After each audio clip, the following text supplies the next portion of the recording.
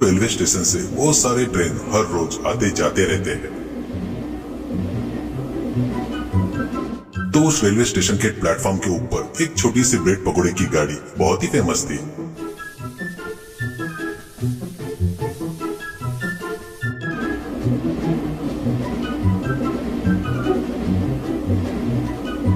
जिधर देखो उधर सभी लोग उसके खुशबू से पकोड़े की गाड़ी के आजू बाजू ही घूमते रहते हैं।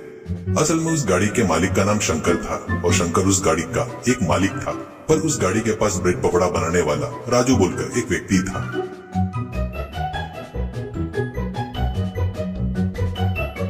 राजू हर रोज गाड़ी पोंछकर, साफ करके, स्टोव जलाकर, आलू उबालकर, ब्रेड पकौड़ों को सेककर, बढ़िया सब कुछ मिलाकर पकौड़ी बनाता था।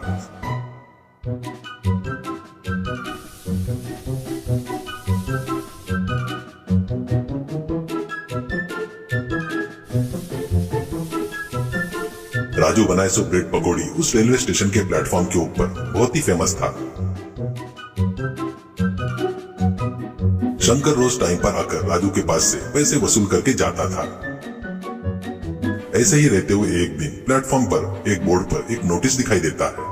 वो देखकर राजू डर जाता है और राजू अपने मन में, अरे ये क्या, रेलवे प्लेटफॉर्म के ऊपर खाना नहीं बनाना है क्या? तो फिर मैं यहाँ पर गाड़ी लगाकर ब्रेड पकोड़ा बना रहा हूँ ना, तो फिर शंकर भैया को ये बात अर्जेंट में बताना पड़ेगा करके सोचकर शंकर के पास दौड़ते हुए जाता है। तो शंकर एक कोने में बैठकर पेपर पढ़ते हुए आराम से, क्या है रे राजू, ब्रेड पकोड़ा बनाना छोड़कर यहाँ पर आया है? वैसे भी तुझे पता है ना, अपना ब्रेड पकोड़ा बोले तो यात्रियों को बहुत पसंद है करके, ऐसे कहता है। तो राजू, अरे वो बात नहीं है भैया, अपना प्लेटफॉर्म पर खाना नहीं बनाना बोलते, वो बैन हो गया है, नोटिस लगाया है करके कहता है। वो सुनकर शंकर जोर से हंसता है और, अरे बयान क्या बयान, अपन पकाएंगे तो कौन रोकेगा?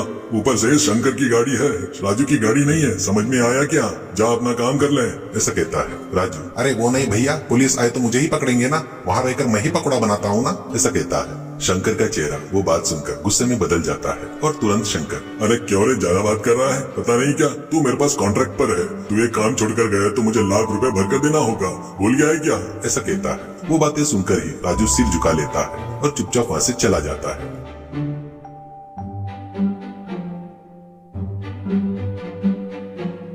उस दिन राजू रात में खाना खाते हुए सोच रहा था। वो देखकर उसकी पत्नी सुशीला, ये क्या जी, इतने टेंशन में लग रहे हो? क्या हुआ जी, आज गिराईक बरोबर नहीं हुआ है क्या? ऐसा कहती है। तो राजू, वो बात नहीं है सुशीला, मैं बनाए सो ब्रेड पकोड़ा बोले तो यात्रियों को बहुत पसंद है, ये बात से मुझे बहुत खुशी होती है, पर ये काम गया तो अपन कैसे जिएंगे, ऐसा कहता है। सुशीला, अरे ये क्या, इतने कांप रहे हो? शंकर भैया ने कुछ बोला है क्या? ऐसा कहती है। तो राजू, अरे वो नहीं रहे, रेलवे प्लेटफॉर्म पर खाना नहीं बनाना करके बयान करके नोटिस लगाए, शंकर भैया को ये बात बताया, बिल्कुल भी ध्यान नहीं दिए, ऊपर से मैं काम छोड़कर गया तो लाख रुपए बांधना पड़ेगा करके कभी तो भी किया सो एग्रीमेंट याद दिला रहे मुझे। वो बात सुनकर सुशीला भी डर जाती है, पर अपने पति के सामने उस डर को नहीं दिखाते हुए सुशीला चुपचाप कुछ देर सोचकर बाद में अपने पति से, अरे बिल्कुल भी मत डरो, लाख रुपए वाली बात कब की बात है क्या? कैसे लिखवा सकते हैं? अपन लोग 4 जनों को खड़ा करके पूछ सकते हैं। अरे वो बात नहीं है, असल में वो बयान क्या है पूरा पता करो करके समझाती है पति को। अगले दिन प्लेटफॉर्म के ऊपर अनाउंसमेंट कर रहे थे एक जन माइक लेकर, अरे देखिए यात्रियों, सब जन ध्यान से सुनिए, अब से इस प्लेटफॉर्म पर कोई भी कुछ भी खाना नहीं पकाएगा, सिर्फ पैकिंग किया हुआ फूड ही मिलेगा यहाँ पर। अगर किसी ने गाड़ी लगाए तो तुरंत निकाल दो, नहीं तो पुलिस स्टेशन जाना पड़ेगा, ये चेतावनी है करके बताकर चले गए। राजू के हाथ कांपने लगते हैं। तभी वहाँ पर इंस्पेक्टर वर्मा आता है और वर्मा राजू को देखकर, ए मिस्टर, सुनाई नहीं दिया क्या? और ये गाड़ी लगाकर यहाँ पर है, खाली कर अर्जेंट में करके बोलता है। तो राजू कांपते हुए, सर वो बात नहीं है जी करके कुछ बताते वक्त शंकर बीच में आता है और शंकर तुरंत इंस्पेक्टर से, देखिए इंस्पेक्टर साहब, वो सिर्फ वर्कर है, वो मेरी गाड़ी है, उसमें मैं ही ये सब कुछ बनवाता हूँ, मेरी गाड़ी में मिलने वाला ब्रेड पकोड़ा बोले तो यात्रियों को बहुत पसंद है करके कहता है। वो बातें सुनते ही इंस्पेक्टर, देखिए मिस्टर, तुमको रूल्स पता है ना, यहाँ पर खाना बनाना बैन है, कुछ दिनों से बता रहे हैं, अब और एक दिन भी यहाँ पर रहा तो तुझे जेल जाना पड़ेगा। वो बात पर शंकर हल्की सी मुस्कान से, सर मैं बचपन से देख रहा हूँ सर जी, ऐसे सब बयान सब देखा है, आपको जो करना है कर लो, जाइए, ऐसा कहते हुए वहाँ से चला गया।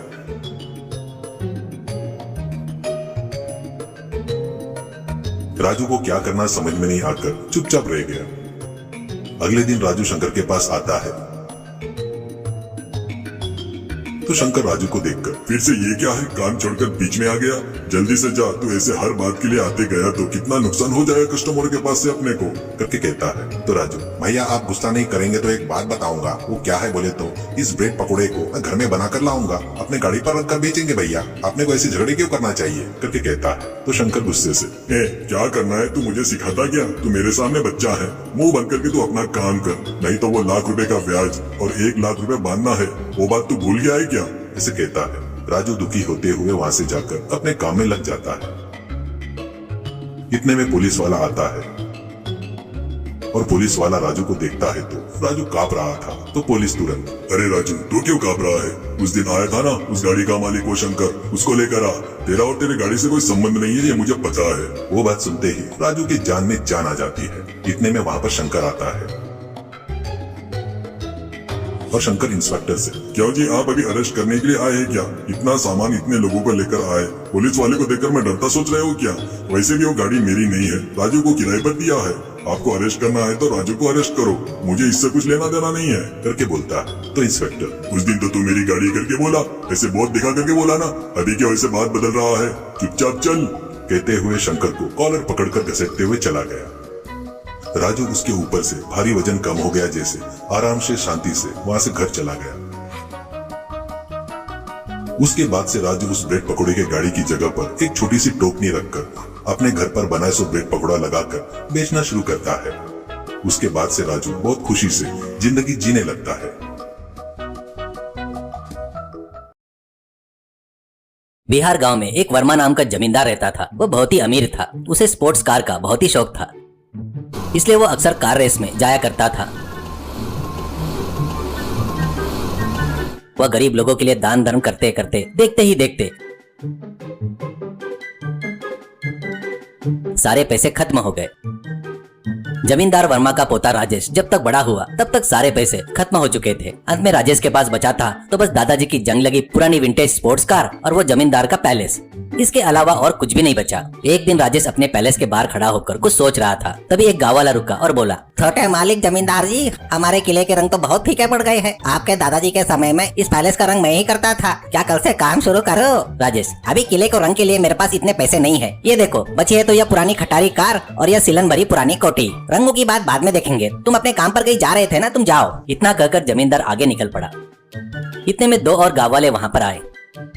पहला व्यक्ति, छोटे जमींदार जी, आपको काफी समय से जानता हूँ, मुझे कहीं नौकरी नहीं मिल रही है, आप अपनी कार के लिए मुझे ड्राइवर रख लीजिए, आपको बहुत पुण्य मिलेगा। दूसरा व्यक्ति, जमींदार जी, भोजन का बहुत कष्ट है, आपके कोठी की देखरेख के लिए मुझे काम पर रख लीजिए, मैं बहुत वफादारी से काम करूंगा।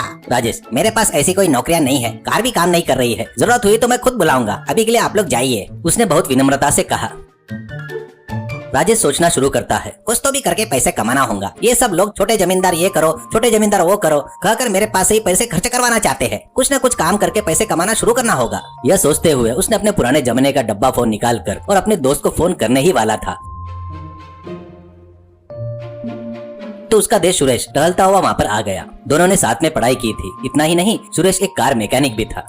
सुरेश राजेश के साथ खड़ा हो गया। फिर सुरेश ने कहा, अरे छोटे जमींदार जी, सड़क पर आ गए क्या आप? राजेश, अरे यार, मेरे दादाजी के दादाजी ने ये सोचे बिना कौन अपना है कौन पराया है दान धर्म किए, और अब मेरे पास एक पैसा न सोना, जो भी मुझे मिलता है ना, कहता है हमारे पुराने किले को रंग करवा दो, कार ठीक करवा लो, यह खर्च करो वो खर्च करो। और पैसा खर्च करने के लिए होने भी चाहिए ना। ऊपर से कुछ लोग काम मांग रहे हैं, कुछ लोग कहते हैं ड्राइवर की नौकरी चाहिए। मैं क्या करूँ, मुझे तो कुछ समझ में नहीं आ रहा है। अब तो मैं जमींदार भी नहीं रहा, एक आम आदमी हूँ। सूरज, अरे तुझे तरह तरह का खाना बनाना आता है ना, एक अच्छा रेस्टोरेंट शुरू करते हैं। राजेश, अब रेस्टोरेंट खोलने के लिए भी पैसा चाहिए ना यार। सुरेश, एक काम करते हैं, तुम्हारे पास तुम्हारी पुरानी विंटेज कार है ना, उस कार को ठीक करके उसे किचन में बदल देंगे। राजेश, अरे वाह, बहुत अच्छा विचार है, और वो भी तुम्हारे हाथ का ही काम है ना, जल्दी काम शुरू करो। राजेश और सुरेश दोनों मिलकर एक बैलगाड़ी लाए।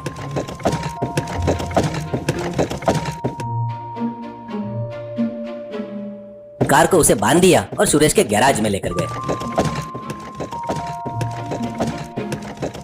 सुरेश ने जल्दी ही कार को पूरी तरह से रिस्टोर कर दिया, नया पेंट किया और उसे विंटेज कार किचन में बदल दिया। राजेश ने अपनी विंटेज कार में बारबेक्यू करना शुरू किया। उसी गांव में दो दोस्त उनके घर के सामने खड़े होकर बात कर रहे थे। एक दोस्त, चिकन कबाब की महक कितनी अच्छी है, हमारे गांव में किसी ने 5 स्टार होटल खोला है क्या? दूसरा दोस्त, अरे तुझे पता है क्या, कल छोटे जमींदार ने अपनी पुरानी विंटेज स्पोर्ट्स कार को किचन में बदल दिया है, शायद उसी में चिकन कबाब बन रहा है, आज ही शुरू हुआ है। पहला दोस्त, तो तुरंत कबाब खाना ही पड़ेगा, चल जल्दी चलते हैं। दोनों जल्दी जल्दी चलते हुए राजेश की विंटेज कार GTA चिकन कबाब बारबेक्यू सेंटर के पास पहुंचे। पहला दोस्त, अरे वाह वाह, क्या महक है, क्या महक है, चिकन की कितनी अच्छी खुशबू आ रही है, मुंह में पानी आ रहा है, मुझे जल्दी से चिकन कबाब की एक प्लेट दे दो। दूसरा दोस्त, अरे छोटे जमींदार, मुझे एक प्लेट में बारबेक्यू किया हुआ चिकन कबाब दीजिए। सूरज, हमें भी छोटे जमींदार क्या, vintage car GTA barbecue chicken वाला कहकर बुलाओ। पहला दोस्त, तुम कुछ भी बुलाओ यार, पहले मुझे मेरी प्लेट में कबाब दे दो, मुझसे रहा नहीं जा रहा है। राजेश ने दोनों को चिकन कबाब दिया। उत्सुकता से उन दोनों ने बारबेक्यू चिकन खाना शुरू कर दिया। पहला दोस्त, अरे ये चिकन कितने टेस्टी है, 5 स्टार होटल जाने पर भी ऐसा स्वाद नहीं मिलेगा। सूरज, और क्या सोच रहा है, हमारे छोटे जमींदार के हाथ से बने चिकन कबाब का मतलब? हाँ भाई, जिंदगी में हर किसी को एक बार तो ये चिकन खाना ही चाहिए, स्वर्ग दिख रहा है भाई। उस दिन धंधा काफी अच्छा हुआ, राजेश को काफी पैसा आया। सूरज, पैसा कमाने की तुम्हारी इच्छा पूरी हुई ना, अब तुम्हें कोई चिंता नहीं है। दूसरे दिन शाम को विंटेज कार चिकन कबाब बारबेक्यू बनना शुरू हुआ। बहुत से लोग आकर चिकन कबाब खा रहे थे। इतने में वहां पर एक बड़ी विदेशी कार आकर रुकी। उसमें से अच्छे कपड़े पहने एक आदमी उतरा।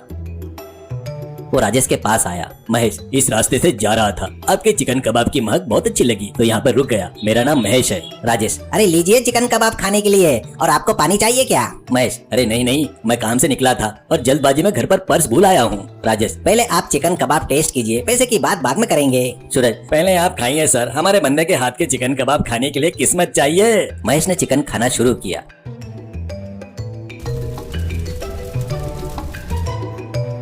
महेश, इस बारबेक्यू में बने चिकन कबाब बहुत ही स्वादिष्ट है। सूरज, हमारे बंदे के हाथ से जो भी पकवान बनते हैं वो उतने ही टेस्टी होते हैं, ऐसे वैसे नहीं, ऐसा कुछ भी नहीं, सब कुछ बढ़िया बनता है। महेश, इस आसपास में कोई पुराने जमाने का जमींदार का पैलेस है क्या? राजेश, किस लिए पूछ रहे हो सर आप? महेश, मैं फिल्म के लिए लोकेशन ढूंढ रहा हूँ, अभी भी उस पुराने जमाने के जमींदार के पैलेस के लिए ढूंढ रहा हूँ। इस तरफ आया हूँ, कितना किराया चाहिए उतने देने के लिए तैयार हूँ। सूरज, अरे आप चिंता मत कीजिए, ये हमारे राजेश बाबू यही वो जमींदार है, वक्त की मार है इसलिए कबाब बेच रहे हैं, आप चाहे तो शूटिंग के लिए हमारा पैलेस इस्तेमाल कर सकते हैं। महेश, अरे बहुत बढ़िया, क्या अपन एक बार जाकर जमींदार का पैलेस देख कर आए? राजेश, ये व्यापार खत्म करके हम पैलेस ही जाएंगे, आज आप हमारे अतिथि हैं, हमारे साथ ही रहिए। उस दिन व्यापार खत्म होने के बाद राजेश, महेश और सुरेश मिलकर जमींदार के पैलेस गए।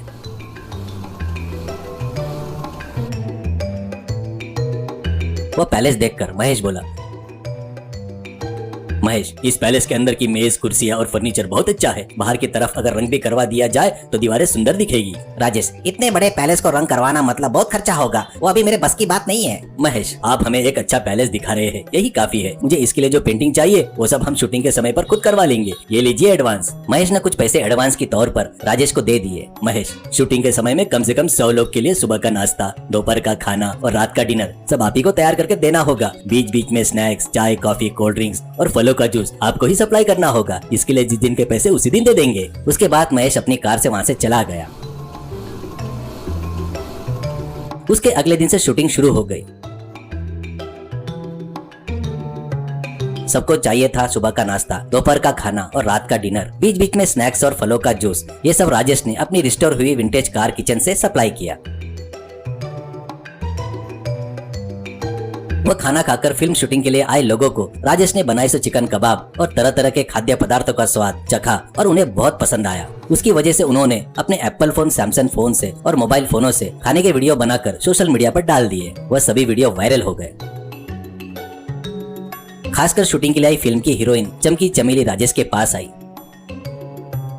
चमकी चमेली, आपने बनाई खाने की चीजें बहुत टेस्टी है, मुझे खाने में बहुत मजा आया। क्या आपने इससे पहले किसी 5 स्टार होटल में काम किया है क्या, भारत में या अमेरिका में काम किया है? सुरेश, हमारे राजेश को उतना सीन नहीं है, किसी 5 स्टार या विदेशी होटल में काम नहीं किया है, वो सब खुद प्रैक्टिस करके सीखा है। दूसरे भाषा की हीरोइन होने की वजह से चमक चमकीली को सुरेश ने क्या कहा समझ में नहीं आया, क्योंकि वह हीरोइन अमेरिका में पैदा हुई और पली बड़ी थी, उसे हमारी भाषा उतने अच्छे से नहीं आती थी। तब राजेश ने अपने बारे में उस फिल्म हीरोइन चमकी चमेली को विस्तार से बताया। यह सुनकर हीरोइन राजेश से प्यार में पड़ गई। उस दिन उसने राजेश को शादी के लिए प्रपोज भी कर दिया। सुरेश, राजेश, तुम्हारे विंटेज कार ने तुम्हारी किस्मत बदल दी, अब तुमसे ज्यादा किस्मत वाला इस दुनिया में कोई नहीं है। बेचारा राजेश बहुत शर्मा रहा था। राजेश ने उस हीरोइन से शादी कर ली। अपने पुराने पैलेस को फिल्मों की शूटिंग के लिए किराए पर देते हुए उसने जो पुरानी विंटेज कार रिस्टोर की थी उसमें किचन कबाब बनाकर बेचते हुए उसने खूब पैसा कमाया और फिर से जमींदार बन गया। उसने कई लोगों को काम भी दिया और अपने दादाजी की तरह जो भी मांगता था उसे दान धर्म करते हुए उसने खुशी खुशी अपनी जिंदगी बिताई।